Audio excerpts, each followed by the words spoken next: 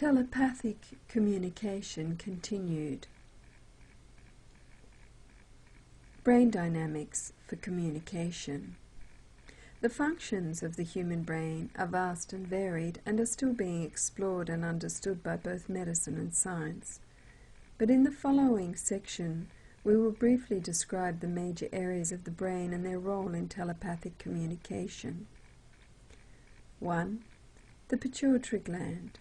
This is the thought receiver, and it is the contact point within the physical brain that enables thoughts sent from elsewhere to come in and be placed in the resonating tensor center for further interpretation. 2. The pineal gland has often been called the true master gland and is the thought transmitter. Positive action flows through the pineal doorway, negative action flows through the pituitary. Both act in unison to balance all mental faculties. 3. The cerebral cortex is where thinking, logic, deduction, evaluation, etc. takes place. It also controls the function of the 5 physical senses and our extremity movement. But beyond this, it is the information gatherer for the various levels of consciousness, and this center constantly interferes with telepathic communication and must be stilled in order to receive instruction through the higher mind. 4. The cerebellum is like a halfway house to the unconscious which stores information.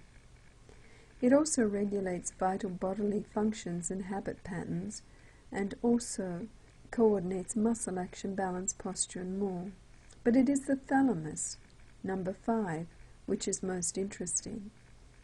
This is a mass of radiating ganglionic nuclei that has grey matter divided by a strip of white matter, forming a thalamus in the left hemisphere of the brain and one in the right.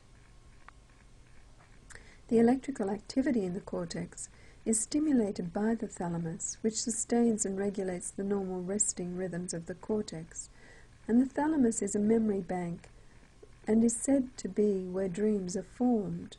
Its nerves are specially designed for forming mental images, and so the thalamus is known as our mental or cosmic television.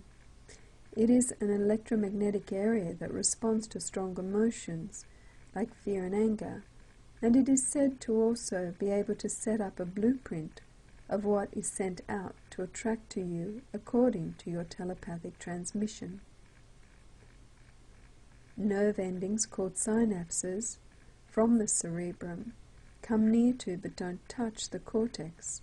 They communicate through electrical sparks, and the word tensor defines the potential for thought depth that exists in the synapse area. 6. The cerebrum is considered to be the sleeping giant, the huge area of the brain that is often unused. It is our cosmic egg of infinite intelligence and wisdom, said to be the seat of our personal guru and the center of our electromagnetic resonating power. At 80% of our brain weight, we rarely use our full potential, and yet human potential can only be fully realized through waking up the whole area of this sleeping giant. What is interesting is that universal mind is pulled into this center through the resonating electromagnetic field surrounding the physical form. Thoughts then pass on to the cortex for translation, application, and action. And in the highest spiritual development, there is coordinated action between the cerebrum and the cortex. This resonating center acts independently of human thinking processes, but it is where all spiritual awareness and inspiration comes from. It is ultra-consciousness, the medium for extrasensory phenomenon, and the seat of all parapsychic abilities. Resonance is moving energy, forging its pathway through living particles of light, through thought propulsion. Telepathy occurs by being mentally open to receive and project desire, which in turn attracts the thoughts of the sender who responds to the desire and sends the thought energy to the open receiving station. Thought resonance is binding energy. Athena from the Ashtar Command says, that the mind is a vacuum that attracts unto itself that which surrounds it in terms of electrical impulses. It then manipulates these impulses until they are born as thought. Through brain processes, this then becomes idea, then action. End of quote. When the brain is still, thought transference begins.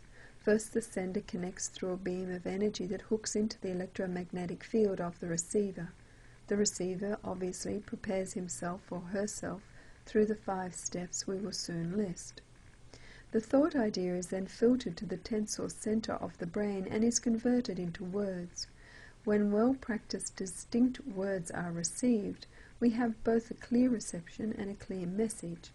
A receiver can clear his channels by aligning consciousness with higher frequencies and energies through meditation, a purified diet, and things discussed in our Luscious Lifestyles program.